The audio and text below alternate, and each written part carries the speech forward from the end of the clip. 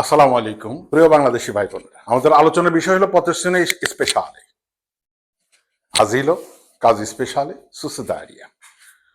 সবগুলাই একই ক্যাটাগরি।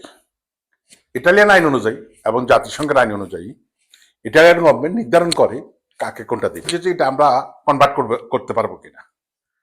বিশেষ করে প্রতিষ্ঠানে স্পেশালে আমরা কনভার্ট করতে পারবো কি না। না, এটা কনভার্ট করতে হলে লাবরসুবুদ্দিনাততে, যেটা আগে 23 সালের আগে সহজভাবে পারা যেত, কিন্তু 23 সালের পরে গভর্নমেন্ট আসার পরে এটা ডিসিশন নিবে ট্রাইব্যুনালে। কিন্তু কাজ স্পেশালে আপনি থাকতে পারবেন এবং কাজ করতে পারবেন, বাকি সবকিছু করতে পারবেন, কিন্তু দেশে যেতে পারবেন না। এখন সবচেয়ে বড় সমস্যা হলো আমরা সৌজন্য পাওয়ার পর কি অ্যাজাইল পাইলাম, কাজ স্পেশাল পাইলাম, দৌড় মারি আমরা দেশে। যদি অর্থনৈতিক সমস্যার কারণে পান বা আপনার আর্থিক অবস্থার কারণে, তাহলে আপনি যেতে পারবেন, কিন্তু পলিটিক্যাল কারণে যদি পান তাহলে আপনার যাওয়াটা ঠিক হবে না। আজকের মতন আমাদের এখানে পরিসমাপ্তি। আমরা এ নিয়ে দ্বিতীয় পর্বে আরো আলোচনা করবো ইনশাআল্লাহ।